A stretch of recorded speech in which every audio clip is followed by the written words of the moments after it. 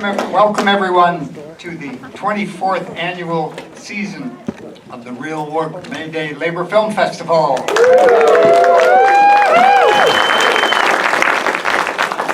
I called your attention with what we call the union clap. How many of you are union members here or have been union members? Yeah. Okay, all right. Yes, it's the unions that made the middle class. And all of you who participated in the clap, you're not a union member now, you're an honorary union member. I wanted to start this event off by recognizing that we were holding this event on the unceded territory of the Awaswas and Yupi-speaking peoples who lived in the central coast area of California, long before it was California, for thousands of years. And they were subjected to two waves of colonization, first by the Spaniards and then by the Northern Europeans. And they suffered a lot of loss of their culture and language and displacement. The Amamutsan tribal band is now trying to reclaim that culture and history, and also the knowledge of how to take care of our land in this region. And it's appropriate that we think about the colonization that happened right here, because even today there's still colonization going on around the world. And so we want to keep in mind the people who are suffering in other places because of the worldwide capitalist Racist. Put in your own word.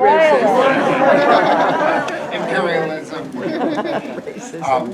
Personally, I have an undying faith in the goodness of the human spirit, and I know for sure that there will come a time when everybody will have always been against genocide and apartheid.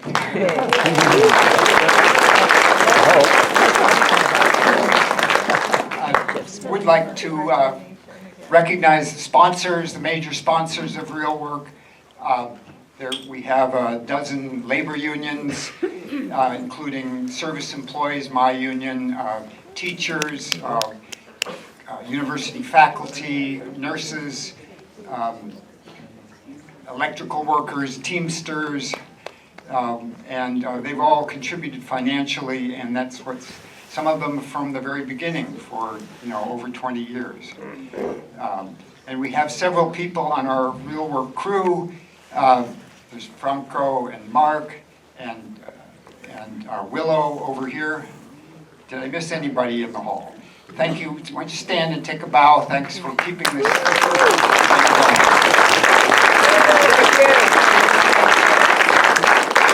I would like to welcome one of my cohorts on the Real Work team, Willow Katz, to give a pitch for your assistance with us.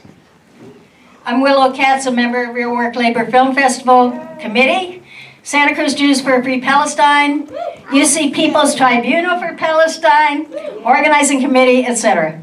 If anyone recommends films that Real Work has not yet screened, please check our website, realwork.org. Please let us know films that are anti-Zionist, anti-genocide and ongoing Nakba, pro-Palestinian liberation, anti-racial capitalist, or anti-imperialist. Please talk with me or Jeffrey. Thank you. Enjoy this excellent must-see documentary, The Encampments. Thank you.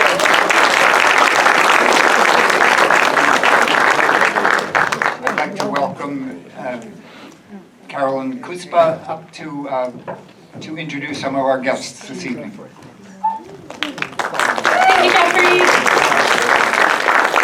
We're going to start with some opening remarks, brief opening remarks from the co-director, Michael T. Workman, and a civil rights lawyer, Thomas Seabaugh.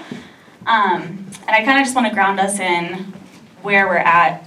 It's been nearly a year since UC Santa Cruz Chancellor Cynthia LaRive, in consultation with the UC Regents and Governor Gavin Newsom's office, made the fateful call to deploy police clad in full riot gear to dismantle a Gaza Solidarity Encampment at the base of campus. On the night of May 30th, 2024, police troops from 14 agencies across the state entered the encampment, and for several hours they besieged a group of students, faculty, and community members, kettling them and charging sections in waves of violence. Some protesters were badly injured, including one who suffered a stroke. 124 students and faculty, as well as a handful of community members, were arrested. The encampments tonight focuses primarily on Columbia University's encampment that sparked the nationwide movement, inspiring additional universities like UCSC to escalate their divestment negotiations after poor faith negotiations with university administration. So now it's my honor. I didn't introduce myself. I'm with Santa Cruz Jews for Free Palestine as well, sorry. And also UC People's Tribunal for Free Palestine. And so yeah, I'd like to welcome up co-director Michael T. Workman to give some opening remarks. Big round of applause, please.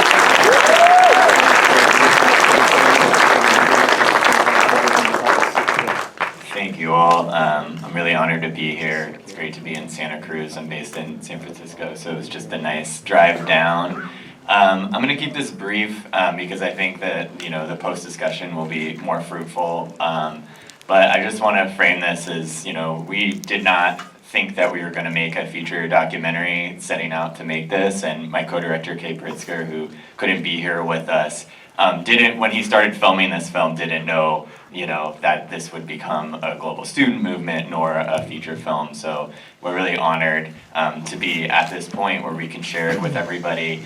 And also, I think I just hope that, the bravery of the students will remind those of you who are in the movement of your own bravery, and maybe reignite a fire if people are feeling down in this very dark moment, to keep moving, to keep pushing forward, and that, all of this repression that we're facing right now is a sign of weakness, and it's a sign that the administration and the status quo is actually being threatened right now. So I think that means that we should move forward with bravery and courage, and not retreat in fear. And so I hope that this inspires that flame in you all. Thank you all for coming out.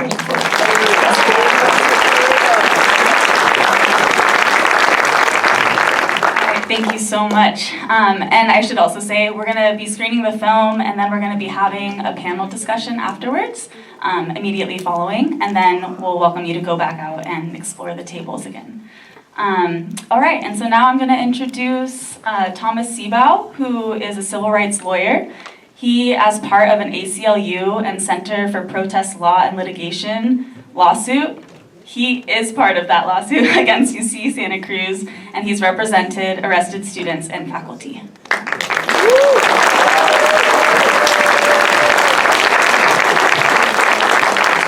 It's an honor to have been invited to speak to you briefly, and we'll start the film in just a moment, I promise. But the purpose of my brief remarks will be to stress why showing this film here, in particular in Santa Cruz, represents a significant event.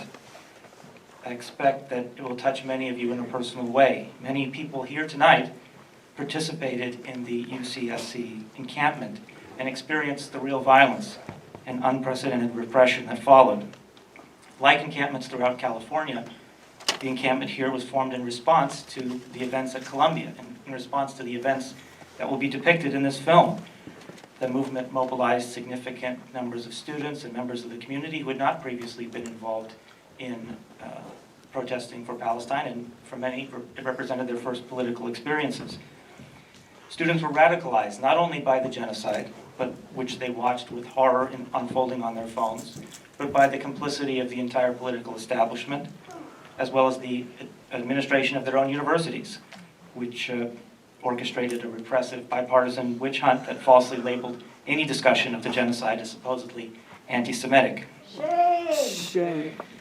Some of the most severe, and I'm saying this because I don't think this is well known, some of the most severe repression on the entire West Coast, at least in terms of the application of the draconian Section 626 bans, took place here in Santa Cruz. some of the most determined resistance from students, and I'll say real bravery from students, also was witnessed here as well. So that's a legacy that I think we can all be proud of as we watch the film. This isn't a documentary about something that took place in a faraway time and place. It's about many of you, and the film is closely related to you, your friends, and your experiences. So my own involvement in Santa Cruz began when the university suspended, as was said, more than 120 students and faculty. The university staged a massive police operation in the name of safety. While the university administration was talking about safety, students were being struck by batons, physically clubbed and zip-tied by the police. The students were crowded onto buses where they were deliberately abused and humiliated. The students called one bus the P bus, and another bus was called the torture bus. Names that give a glimpse of what the university administration here did to its own students.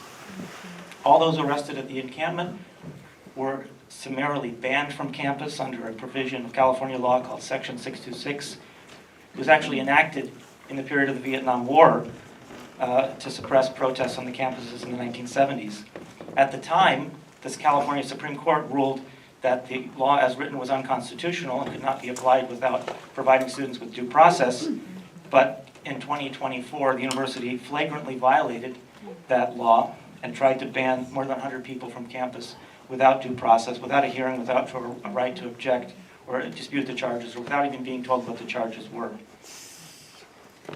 They had one-page notices that they wrote up addressed to all of the students, saying that they were banned from campus. But in one dark and almost comical moment during the operation, they ran out of these pieces of paper, so they changed the rules and said we can now tell you verbally. It was the Wild West, totally illegal, totally lawless. But it gets worse, and I'm saying this because I don't think this is well known. After the mass bans, we gathered a team of excellent attorneys to sue the university because this was totally illegal. The American Civil Liberties Union, the Center for Protest Law and Litigation. I was involved in that team. And we filed a lawsuit against the university. How did the university respond? In the middle of the night, they pulled the fire alarm in the dormitory of a student who was the lead plaintiff in the lawsuit, in other words, the person whose name we filed the lawsuit under. The students all came out onto the lawn. The students, it was actually in the early morning, and the student's phone was seized.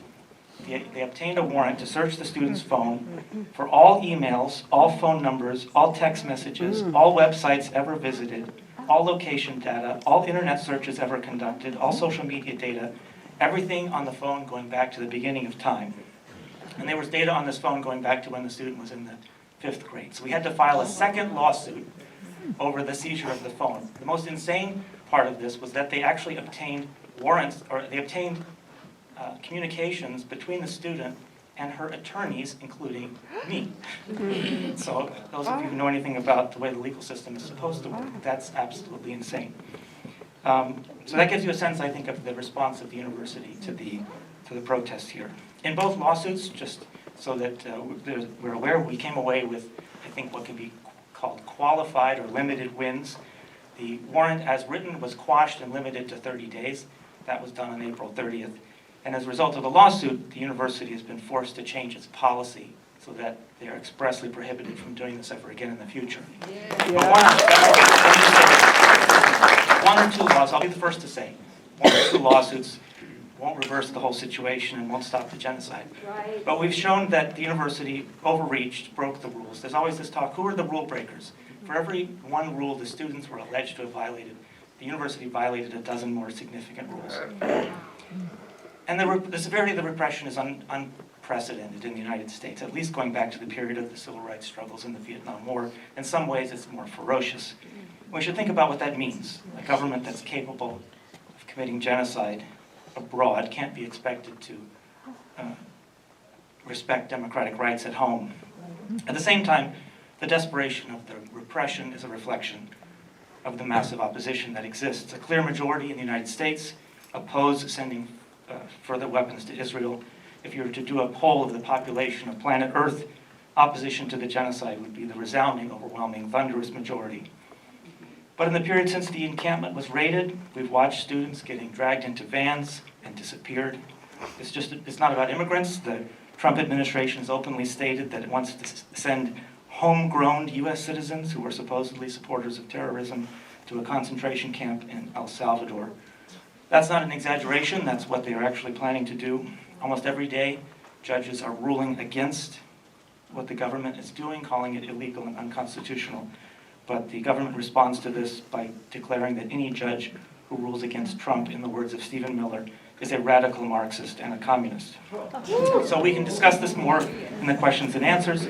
As we watch this film, for my part, I suggest we think about what we've learned from this experience, what conclusions need to be drawn about the situation we're in, and how to take the struggle forward from here. So thank you.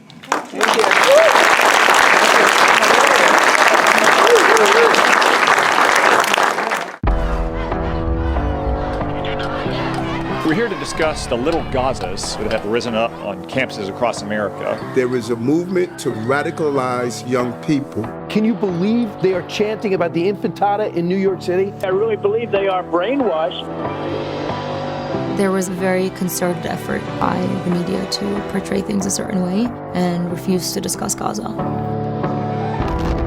Colombia is materially invested in the genocide in Gaza.